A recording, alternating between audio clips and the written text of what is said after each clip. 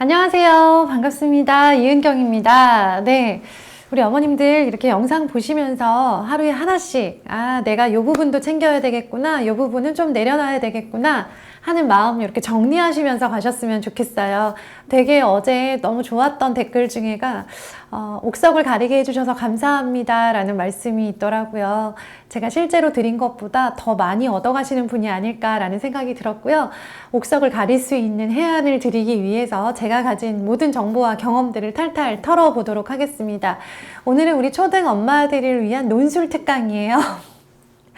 진짜 이 나이에 논술 특강을 듣게 될 줄은 모르셨을 거예요. 우리 입시 다 끝났고 이제 시험 안 봐도 되고 얼마나 좋아요. 좋은데 아이 위해서 이렇게 다시 공부를 하고 있자니 어째 보면 감사하기도 하지만 어째 보면 진짜 답답합니다. 그쵸? 네, 안 할 수 있으면 안 하고 싶죠.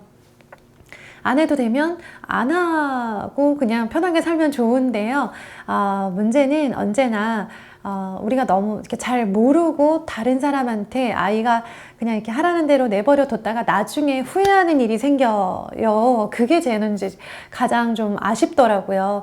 알았으면 이렇게 챙길 수 있는 여유도 있으시고 마음도 있으신 분들이 모르셔가지고 그거를 못 챙기시고 그냥 알아서 해주겠지 하고 사교육 수업에만 의존하고 계시다가 나중에 아이는 학원 돌아다니다가 되게 지쳤고 엄마는 학원에다가 많은 돈 갖다 주느라고 노후 준비가 안 돼 있고 그러고 나서 이제 많은 돈을 들였고 많은 시간을 들였으니까 서로한테 원망이 쌓이는 거예요. 엄마 그렇게까지 하라고 했는데 나 결과 이거밖에 안 나왔어 하면서 아이가 엄마를 원망하고 엄마는 너한테 쓴 돈이 얼만데 하면서 이제 엄마는 아이를 원망하는 상황인 거죠. 네, 우리 이런 일 되지 않도록 기본적인 거는 알고 가도록 하기로 아셨으면 좋겠습니다. 논술이요, 꼭 써야 하나요? 알아야 하나요? 필수인가요? 라고 물어보시면 단칼에 대답할 수 있습니다. 써야 돼요. 네. 안 써도 되면 제가 안 써도 되는 거, 안 해도 되는 거는 좀 편안하게 말씀드리는 편이잖아요. 그거는 안 하셔도 괜찮아요. 요거는 요걸로 대체하세요. 요게 더 중요해요. 라고 말씀을 드리는데요. 초등에서 논술은 꼭 써봤으면 좋겠어요. 네, 그럼 또 이제 막 학원 알아보시죠. 네, 학원 가는 거 좋아요. 아이가 의지가 있고 하고 싶어 하고 시간적 여유가 있고 부모님도 경제적인 여유가 있으세요. 이 삼박자가 다 맞으면 보내서 거기서 많은 좋은 것들 수업을 들으면서 얻어가지고 올 수 있게 하시면 좋아요. 문제는 이 정도 상황이 되는 아이들이 많지 않다는 거예요.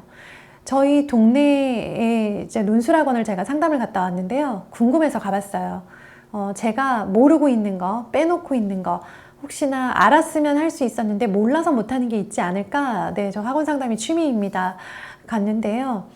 주말에 오라고 하시더라고요. 왜 주말에 나 때문에 일부러 나오시는 거 아니야? 했더니 평일에 아이들이 국영수 학원을 다니느라고 주말에 논술 국어 학원을 온대요. 그러니까 국어 수업, 논술 수업은 주말로 미룬다고 하더라고요. 이렇게까지 해야 되느냐라는 생각도 정말 많이 했고요. 초등학교 시기부터 고등학교 고3 때까지 계속 이렇게 주말 없이 공부하는 아이들을 보면서 참 마음도 아프고 대안이 없을까, 그리고 우리 아이는 저러지 않았으면 좋겠다, 저거 말고 다른 방법을 엄마가 줄 수 있으면 좋겠다 라는 생각을 하면서 논술학원의 프로그램을 유심히 살피고 왔습니다. 이제 그건 그런 거고요. 일단 현행 입시 제도 있잖아요. 여기에서 가장 필요한 글쓰기가 논술이에요. 논술은 성적과 직결이 되고요. 논술을 잘 쓰는 것만으로 실제로 입시에 성공하는 아이들도 있고요. 가장 좋은 학교는 연세대가 논술 전형이 있더라고요. 아이들이 다양한 글을 경험하면서 쓰기 근육을 붙여서 결과적으로 우리가 성적에 도움이 되는, 입시에 도움이 되는 글, 그리고 나중에 글 쓰는 직업을 갖게 되든 혹은 맡고 있는 그런 직장에서 글을 쓰는 역할, 뭔가 보고서를 쓰거나 기획서를 써야 되는 상황에서 가장 위력을 발휘하는 게 논리를 담은, 주장과 근거를 담은 논술이라는 거. 그러니까 궁극적인 글쓰기죠. 자, 그러면 우리 어머님들께 여쭤볼게요. 우리 궁극적인 글쓰기라고 하는 논술 잘 쓰시나요? 네, 쓸 일이 없죠. 우리 어른들은. 저는 책을 쓰니까 울며 겨자 먹기로 씁니다만 대부분의 어른들은 쓸 일이 없고요. 우리는 어릴 때 이거 교육을 받은 적도 없어요, 심지어는. 배운 적이 없어요. 우리 어릴 때 논술학원 다니신 분 계세요, 혹시? 네, 아마 정말 드물거나 없으실 거예요. 우리는 배우지 않았는데 아이들한테는 너무나 중요하대요. 우리가 그 사이에 딱 서 있는 거예요. 그래서 어쩔 수 없이 두려운 마음에 내가 가르치다가 섣불리 손대다가 망칠까봐 네, 주말에도 어쩔 수 없이 학원으로 아이를 몰고 있는 상황인 거죠. 학원 가는 거는 문제가 아니에요. 그런데 학원을 보내실 때는 언제나 그것이 아이가 그 학원을 위해서 쓰는 시간과 에너지 그리고 부모님이 쓰시는 돈 대비 효율이 있는가를 보셔야 되고요. 보내시더라도 아이가 좀 준비된 다음에 보내셨으면 좋겠고요. 보내신다면 그냥 맡겨두지 마시고요. 점검을 계속 하셔야 되겠더라고요. 그래서 아이가 이제 논술학원 가면 한 편 써가지고 오잖아요. 그것들을 한번 보세요. 그리고 제가 이 논술 쓰기 요거 쓰라고 권해드렸잖아요. 매생이 클럽이라고 검색하시면 유튜브 채널도 있고 이 책은 온라인 서점에서 구입할 수 있는데 이걸로 아이가 논술을 쓰고 나잖아요. 그러면 그거를 잘 썼어 이렇게 일단은 아이한테 칭찬은 해주되 엄마는 아이를 좀 파악하시는 용도로 쓰셔야 돼요. 우리 애가 논리적인 사고를 할 수 있는 아이구나. 근거 3가지를 대는데 말이 되는 근거를 댔구나. 혹은 비슷한 결국 약간 단어만 바꿨지만 3개가 다르지 않은 근거 3개를 3개인 것처럼 써놓고 자기가 잘 썼다라고 생각하고 있구나. 아직 준비가 덜 됐구나. 분량이 부족하고 논리적이지 않은 것. 요것들이 아직 이런 모습이니까 언젠가 채워져야 될 부분이구나 라는 거는 파악을 하고 계셨으면 좋겠다는 거예요. 이런 걸 알아서 자연적으로 교정을 하고 있는 아이들도 있어요. 책을 유독 많이 보거나 본인 논술을 잘 쓰고 싶은 욕심이 있는 친구들, 진짜 막 그냥 정말 전교에 한두 명 있을 법한 그런 자기 주도적으로 논술까지 써나가는 아이들이 아주 가끔 있지만 우리 아이는 아닐 거예요. 네, 아니라고 생각하시면 마음이 정말 편안합니다. 아닌 상태에서 후천적인 노력으로 그리고 다양한 경험으로 만들어 보자라는 겁니다. 자, 논술을 몇 학년 때부터 쓸까요? 많이 물어보시는데요. 기준이라는 거를 제시를 해드리자면 1학년은 좀 무리가 있어요. 네, 1학년은 강요하지 마세요. 2학년부터는 가능해요. 쉬운 주제로 접근했을 때 가능해집니다. 가능하니까 써야지가 아니고요. 가능한데 우리 아이가 준비됐나 안 됐나는 다른 글쓰기를 하고 있었는지를 보셔야 돼요. 일기를 쓰거나 독서록을 쓰거나 자유글쓰기를 쓸 때 막힘없이 술술술 쓰고 있다. 이제 글 쓰는 거 그렇게 힘들어하지 않는다 라고 한다면 저학년도 시도해 볼 수 있고요. 잘 써야 되는 건 아니에요. 하지만 잘 쓸 수 있는 아이를 마냥 미룰 필요도 없다는 거예요. 4, 5, 6학년이 되면 학교에서도 쓰고 있기 때문에 집에서도 쓸 수 있어요. 근데 학교에서 쓰는 게 이렇게 국어 교과서에 나오는데요. 많이 안 써요. 몇 번 써보고 그냥 그 단원이 끝나거든요. 그런데 그런 것 치고는 중학교에 가서 갑자기 수행평가나 논술대회 등으로 훅훅 들어옵니다. 그래서 조금 더 많이 써보고 갔으면 좋겠다. 한 번이라도 논술 한 편을 더 써보고 중학교에 갈수록 유리하다라고 생각을 해주세요. 제가 지난주 주말에 매생이 클럽 친구들 오프라인 강의를 갔다 왔어요. 저학년 논술 수업을 했거든요. 저학년이 논술 쓰기 수업을 한다. 말이 안 되죠. 그래서 엄청 고민을 했어요. 이 친구들이 어떻게 하면 논술을 쓸 수 있도록 이끌어 줄까? 이게 교사의 역할이잖아요. 네, 그래서 진짜 잠이 안 오더라고요. 일주일 내내 고민했고 전날은 잠이 안 와서 급기야. 하지만 당일에 되게 잘 썼어요. 아이들이 되게 성공적이었어요. 네, 우리 그날 오셨던 어머님들 영상 보고 계시면 댓글로 네, 지지 좀 해주세요. 아이들이요, 내가 관심 있는 주제를 던져주고 그걸 먼저 말로 풀 수 있게 해주면 논술을 쓸 수 있어요. 예를 들어 볼게요. 아이들에게 수업 시작하자마자 질문을 던졌어요. 이번 어린이날이 다가오는데 어린이날에 어떤 선물 받고 싶어요? 라고 물어봤더니 막 난리가 났어요. 막 슬라임, 네, 레고, 강아지, 고양이, 수달도 있더라고요. 네, 핸드폰 많았고요. 막 얘기를 해요. 그게 끝이 아니죠. 그걸 왜 가지고 싶은지 이유를 말해볼 사람, 그리고 그걸 가지면 뭐가 좋을 것 같은지, 그게 왜 필요하다고 생각하는지 이렇게 3가지 이유를 생각해서 말해보도록 합시다 했어요. 생각해서 쓰세요가 아니라 생각했으면 말해보세요 해서 우리 이제 한 명씩 나와서 저는 슬라임을 갖고 싶습니다. 왜냐하면 첫 번째, 슬라임을 만지면 스트레스가 풀리기 때문입니다. 이거 제가 이렇게 과장한 거 아니고요. 우리 아이들이 이렇게 말을 했어요. 2학년 2학년, 3학년 아이들이요. 그러면서 이유 세 가지를 말하고 그거를 가지고 개요를 짜자고 했어요. 개요 짜기는 여기 책에 여기 후루룩 개요 짜기 나와 있죠. 개요라는 건 글의 뼈대를 세우는 일인데요. 논술 쓰기에서는 필수적인 과정이고요. 개요 칸에는 대략적으로 간단하게 써도 돼요. 자세하게 쓰지 않아도 되고요. 네, 뭐뭐하기 때문에 라고 문장을 마무리하지 않아도 괜찮습니다.